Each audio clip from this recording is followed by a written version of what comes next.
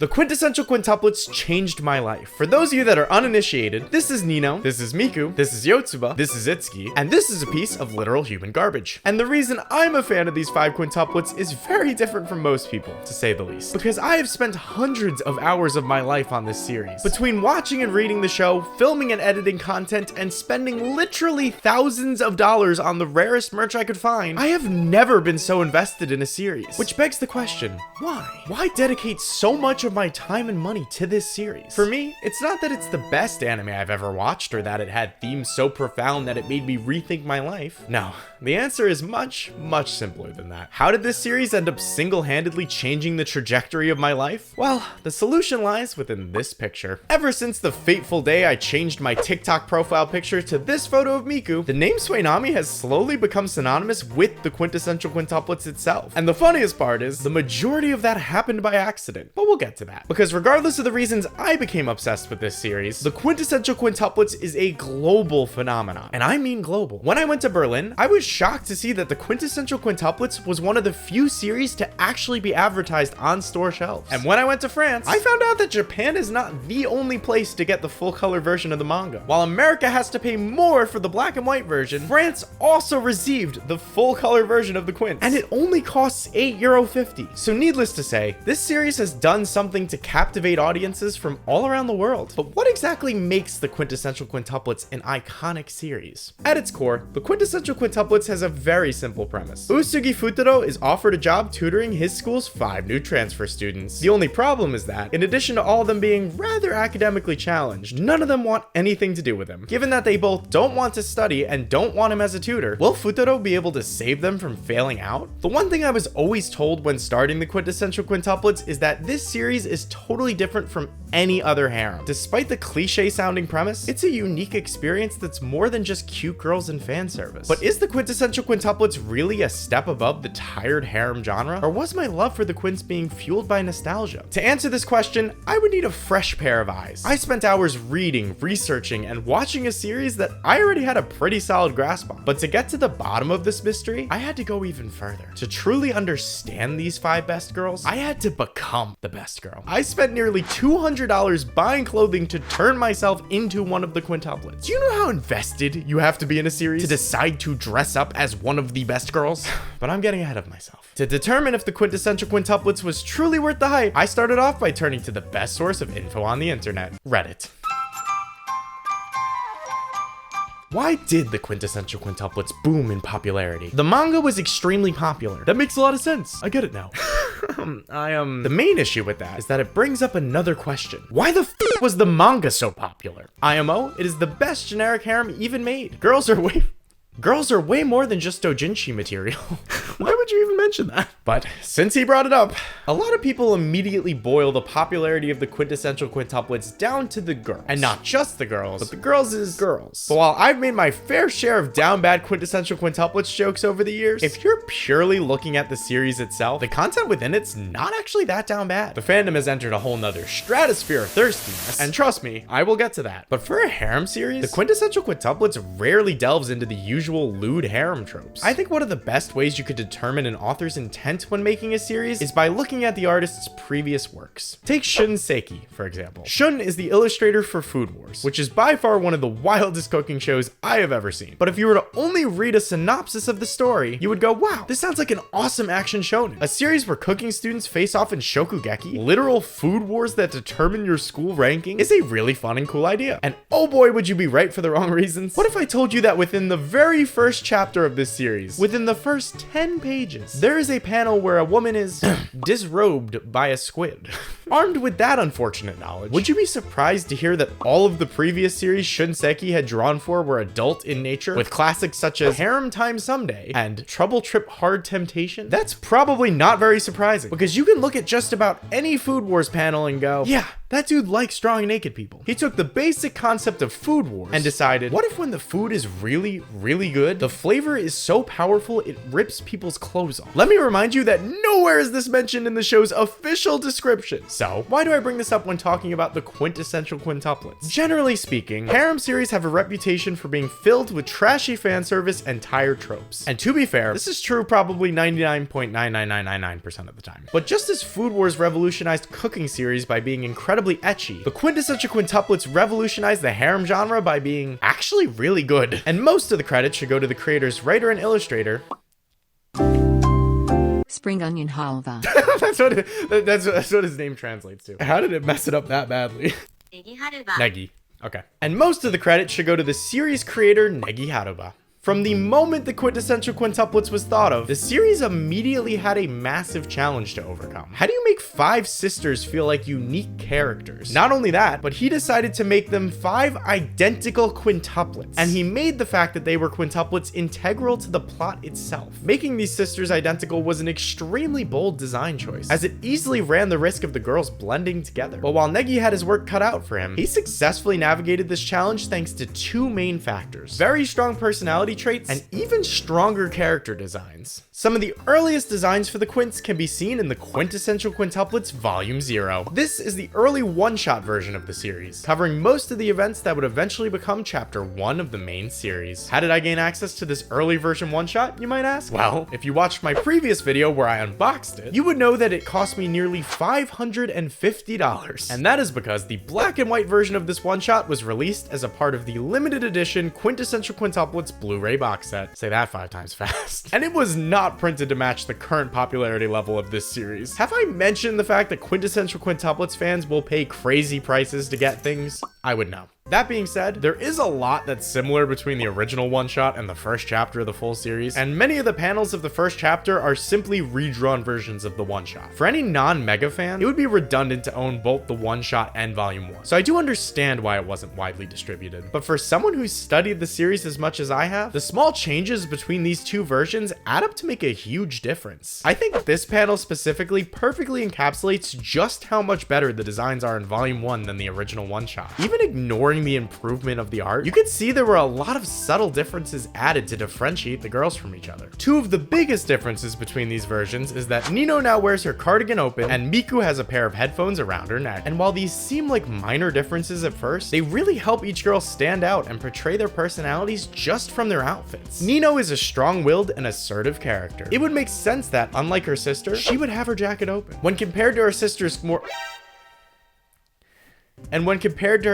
more closed-off outfits, this more casual look gives her an air of confidence. Miku, on the other hand, is the shy, reserved one. Not making eye contact with either of her sisters, you can feel her lack of confidence just from her posture. But adding headphones to her outfit further drives home the fact that she doesn't want to be bothered. Headphones are normally used to separate oneself from the outside world. For me, using AirPods on a train is a must, allowing me to inconspicuously listen to my Blackpink while simultaneously avoiding the chance that anyone tries to talk to me. So it feels fitting that a girl like Miku would always have her headphones on. And lastly, there's Itsuki, who's just munching away on her bun in both versions, which granted is like 95% of her characterization anyway, so keep doing you, Itsuki. Point being, there are so many panels throughout this series that subtly display each of the Quint's unique personalities just through their expressions and gestures. And one of the most impressive aspects of the series is the way the sisters' faces are drawn. Despite having the same facial structure, you're able to tell who is who just by the way they emote. To prove my point, one of the character summaries at the beginning of the volume shows all of the Quints dressed as Itsuki. And while you might not be able to tell them apart if you haven't read the series, even casual fans would be able to differentiate the girls from each other without needing the descriptions. In this way, Haruba has been able to differentiate the 5 different characters not just by their unique personalities, but also by the way they react and respond to things. And I think it's having these strong established vibes that make these characters so frequently parodied. And since he brought it up,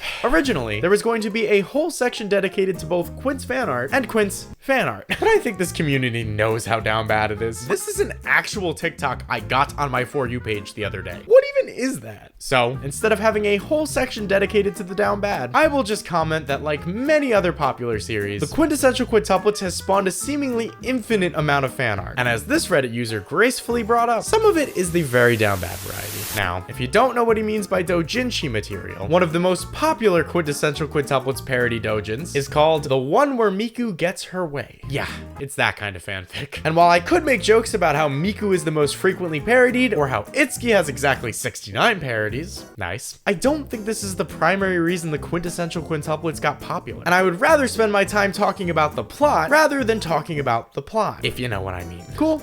Cool. Now, you may have noticed that it has been 10 minutes, and I still have not talked about the plot itself. That is because, despite being the largest Quintessential Quintuplets fan, I had not read the manga prior to making this video. So to ensure I actually knew what I was talking about, I had to binge read the entirety of the Quintessential Quintuplets. But lucky for you, thanks to the crippling fear of being left alone in my thoughts, I managed to read every single chapter just in time to make this video. And after reading it, I realized that I forgot the majority of the events that happened in this series. There were multiple times I had to re-spoil plot points for myself, just so I wasn't confused. And that's really funny to think about. But for those of you that don't want any spoilers, do not worry. I ultimately decided not to talk about the ending in this video. So while I will be taking an in-depth look at a couple of chapters, the majority of these take place in the first quarter or so of the series. But after reading the series in its entirety, yeah, this series is special after all. I went into this manga with one huge fear, that my nostalgia had completely blinded me, and this would end up being your typical trashy harem manga. And coming from someone who just reread the first 160 chapters of Rent-a-Girlfriend, I was not ready to go through that again. But I'm pleased to tell you that I absolutely loved this manga from start to finish. And this manga differentiates itself from 99% of other harem manga in the very first page. What's so special about it? It immediately promises an ending. I'm the type of person who enjoys reading an author's vision from start to finish. Because of this, I don't want an ambiguous ending, nor do I want to choose your own adventure or a situation where everyone wins. Since I first watched the Quintessential Quintuplets, I have seen a lot of series do this. And let me tell you, I hate it every single time. One of the main complaints from a series with multiple paths is that some endings can feel more earned than others. When the author suddenly sees that one character is way more popular than the rest and shoehorns in an ending for them, of course it's going to feel forced. We Never Learn is a harem manga with a very similar setup to the Quintuplets, except for rather than have a definite ending, there is an ending for every single girl. But to accomplish this, for one of the girls, the creator literally had to retcon plot points from throughout the series just to make that ending work. Which, by the way, if I had a nickel for every time I read a series where 5 girls fall in love with their tutor, I'd have 2 nickels. Which isn't a lot of money, but it's weird that it happened twice, right? But the Quints still stay on top as the best manga, baby!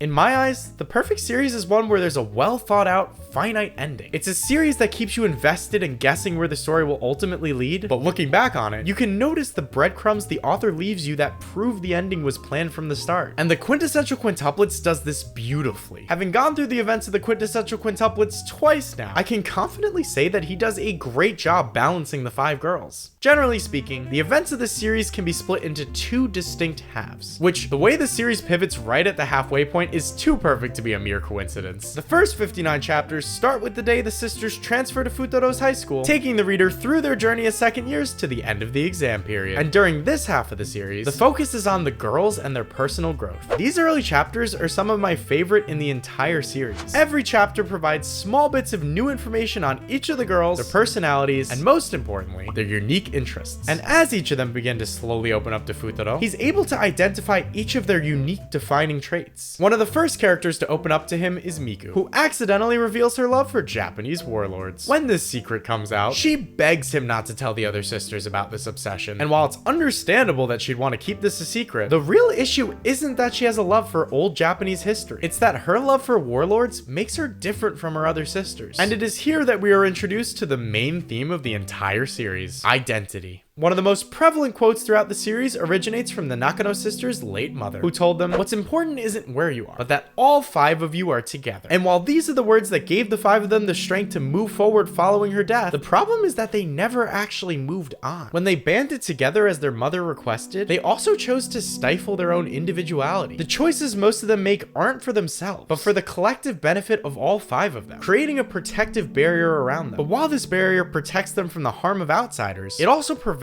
them from choosing to do the things they truly wanted to do. And it's not until a certain tutor enters their life that each of their own unique traits begin to shine. And as Futaro gets to know each quintuplet, they also get to learn more about themselves and each other. 2 of my favorite chapters from the entire series come from a moment where the author dedicates not 1, but 2 chapters to a single girl. And believe it or not, that girl is not Miku. Chapters 36 and 37 are set during Labor Thanksgiving Day, which apparently is an actual holiday in Japan. I thought that was made up. Because Yotsuba was the first girl to have accepted Futaro, helping him get to know the others, Raiha suggests that he spends the holiday thanking her. So, in typical Futaro fashion, he gives Yotsuba a modest budget of 1,000 yen to buy whatever she wants. And in typical Yotsuba fashion, she proceeds to run him around for a day, starting at a fancy restaurant before going to a spa, a movie, and shopping. But despite doing all of these activities with her, Futaro doesn't feel like he's actually repaid Yotsuba, because in addition to Yotsuba treating him to these events, none of those things were activities that were her idea. The restaurant was Itsuki's favorite, the spa was a place frequented by Miku, the movie was starring Ichika, and when they went shopping, they only bought a dress for Nino. So, Futaro once again asks Yotsuba, what is it that you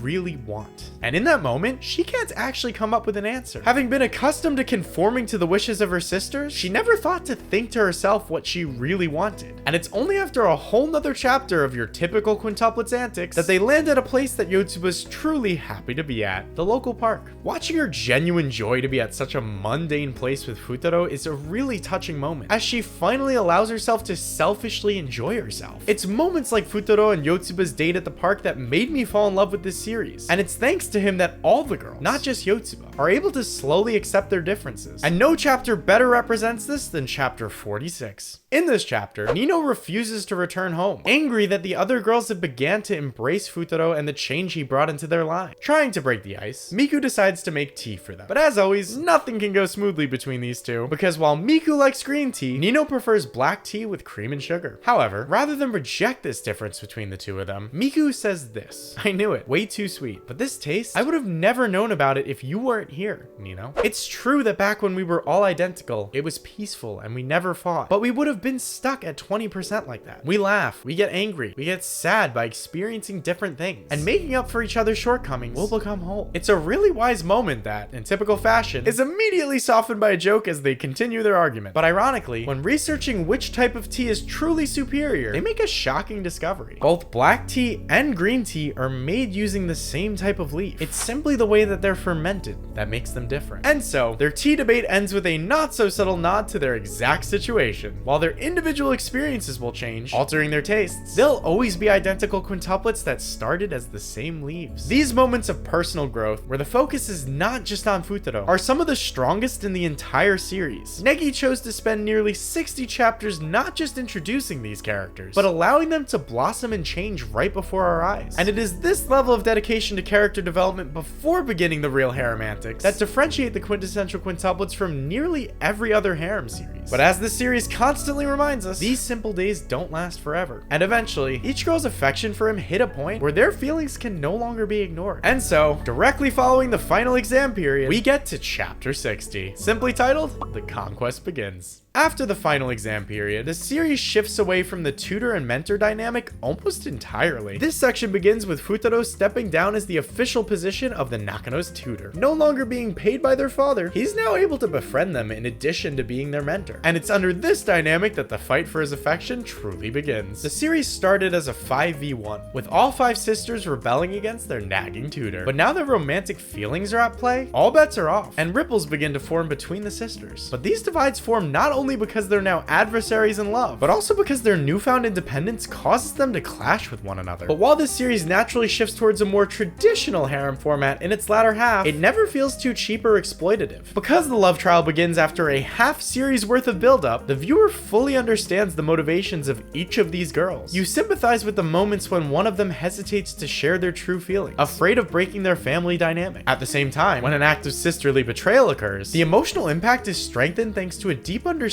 of both sides of the story. It is the additional layers to the story set up in the first half that continue to elevate the series above its contemporaries, even when the all-out battle for his affection hits its climax in the final movie. Watching the Quintessential Quintuplets movie during my study abroad in London was one of the most surreal moments of my life. To watch the conclusion of the show that defined my brand for over a year, it was really emotional. I cried multiple times, and not just because of the ending of the show itself. The reason I cried is because for me, an era of my life was coming to a close. The show that had been such a significant part of my online presence was at its natural conclusion. And while yes, they did ultimately announce another Quintessential Quintuplets anime project, and on April Fool's of all days, so no one believed me, the feelings I felt in that moment are still valid today. Because with the ending of the series finally being animated, it felt as if I was being relieved of my duties as the down bad Miku man. But before I fully give up my tenure, it's not enough to like Miku. I need to become Miku.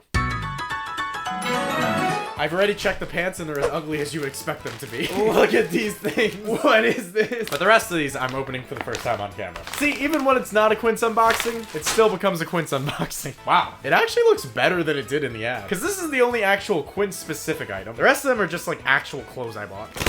For longtime viewers, I do still have the old Miku headphones. They just broke, so these are more accurate to how they look in the anime anyway. This actually kind of looks like her. Now, as you can see, I'm wearing pants. And the reason I didn't get a skirt is twofold. One is that I didn't want to wear a skirt. But the other reason is that I want to wear this cosplay to San Diego Comic-Con. And I didn't feel like my first experience with a skirt should be at San Diego Comic-Con, where there's thousands of people, and I would definitely accidentally flash everyone every 2 seconds. But with this, ta-da! Come on, it's pretty good, right? Holy sh**. And just like that, here we are. The Quintessential Quintuplets is a series that, directly or indirectly, taught me to never give up on something I'm passionate about. I teased at the start of the video that I became the Miku man on accident. And to be honest, that's 100% true. But while it began as a simple profile picture change, as my audience of Down Bad Quince fans began to grow, so did my appreciation for this series. And it's because of that profile picture that I have the platform to talk about my love for this series with all of you guys today. I initially saw this video as being my Quintessential Quintuplets swan song, a final magnum opus before giving up my tenure of being the Quince guy. But after doing a crazy amount of research for this video, that might not be true anymore. I cut over 3,000 words from this script alone, with topics ranging from the way love is portrayed visually to an actual defense of Ichika's actions. I know, I've changed since I started this video. So ultimately, there might be a reason for me to come back to this series. But for now, thank you Miku gang, and thank you to the Quintessential Quintuplets for everything that you've done for me.